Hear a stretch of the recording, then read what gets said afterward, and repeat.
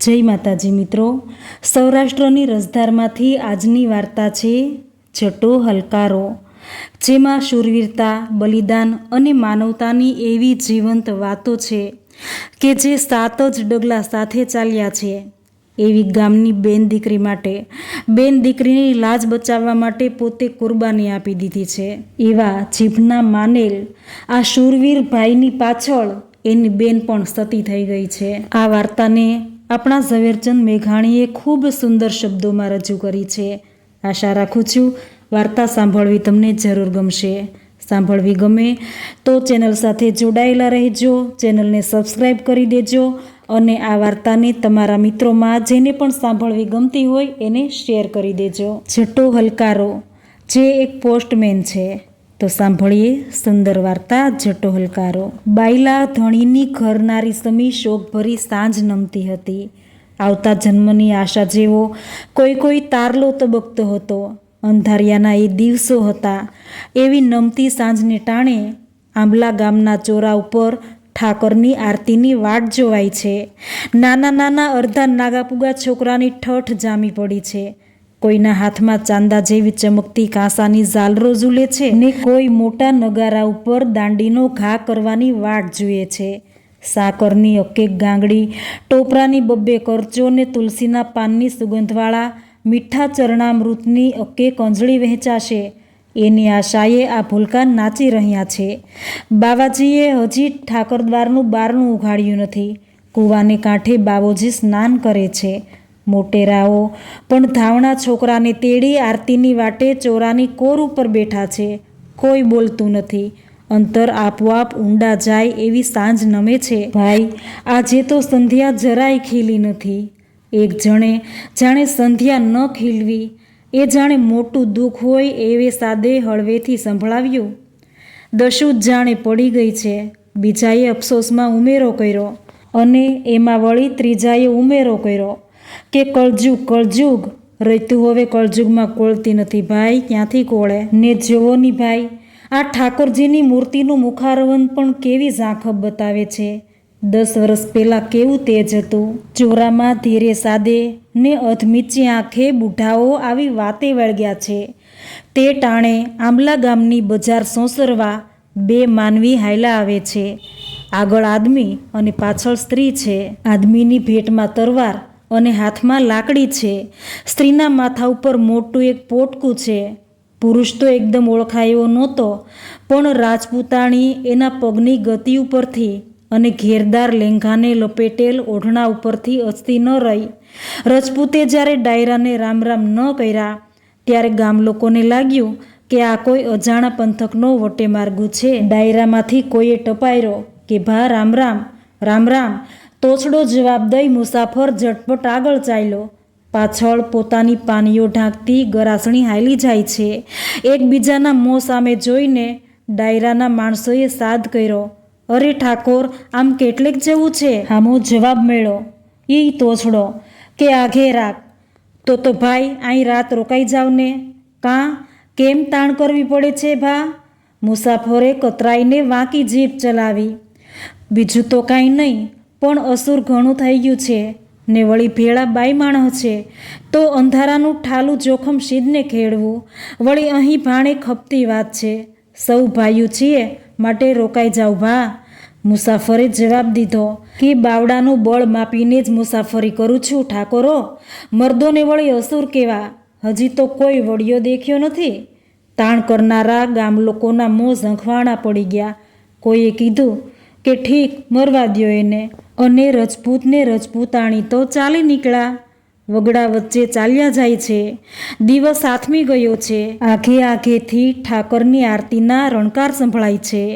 ભૂતાવળો નાચવા નીકળી હોય એમ દૂરના ગામડાના ઝૂડમાં દીવા તબકવા લાગ્યા છે.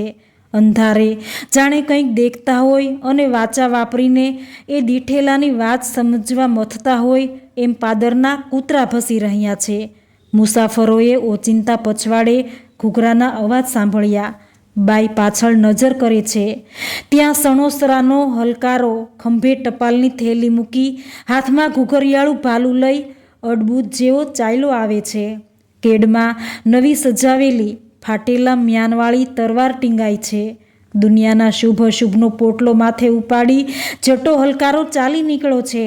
કેટલાય પરદેશ ગયેલા દીકરાની ડોશીઓ અને કેટલાય દરિયા ખેડતા ધણીઓની ધણિયાણીઓ મહિને 6 મહિને કાગળના કટકાની વાટ જોતી જાગતી હશે.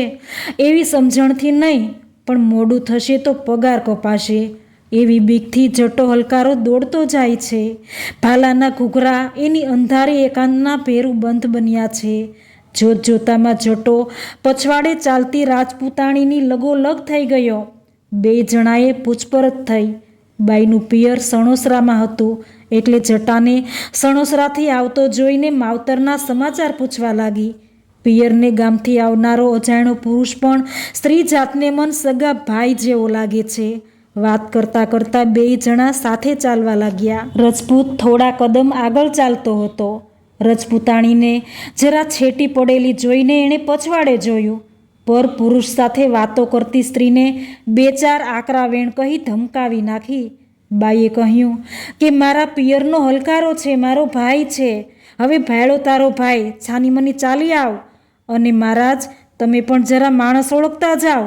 આમ કહીને રજપૂતે જટાને તડકાવ્યો. ભલે બાપા, એમ કહી જટાએ પોતાનો વેગ ધીરો પાડ્યો. ખેતરવાનું છેટું રાખી જટો ચાલવા લાગ્યો. જ્યાં રાજપૂત જોડેલું આ ઘેરાક નહેરમાં ઉતરે છે ને, ત્યાં તો એક સામટા 12 જણાએ પડકારો કર્યા કે ખબરદાર, તલવાર નાખી દેજો. આ સાંભળી રજપૂતના મોઢામાંથી 2-4 ગાળો નીકળી ગઈ, પણ મ્યાનમાંથી તલવાર ન નીકળી શકી. વાટ જોઈને બેઠેલા આંબલા ગામના 12 કોળીઓએ આવીને એને રાંઢવાથી બાંધીને દૂર ગબડાવી દીધો. એ બાઈ ઘરેણા ઉતારવા માંડ. લૂંટારાએ બાઈને કીધું. અનાથ રજપૂતાણીએ અંગ ઉપરથી એક દાગીનો કાઢવાનું શરૂ કર્યું. એના હાથ, પગ, છાતી વગેરે અંગો ઉઘાડા પડવા લાગ્યા.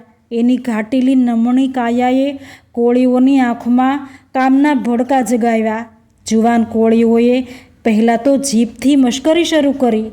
બાઈ શાંત રહી, પણ જ્યારે કોળીઓ એના અંગને ચાળો કરવા નજીક આવવા લાગ્યા, ત્યારે ઝેરીલી નાગણ જેમ ફૂંફાડો મારીને રાજપૂતાણી ખડી થઈ ગઈ. અલ્યા પછાડો એ સતીની પૂંછડીને, કોળીઓએ અવાજ કર્યો. અંધારામાં બાઈએ આકાશ સામે જોયું. ત્યાં જટાના ઘૂઘરા ઘમક્યા. એ જટાભાઈ, બાઈએ ચીસ પાડી, દોડજો. ખબરદાર, એલા કોણ છો ત્યાં? એવો પડકાર કરતો જટો તરવાર ખેંચીને જઈ પહોંચ્યો. 12 કોળી લાકડી લઈને જટા ઉપર તૂટી પડ્યા.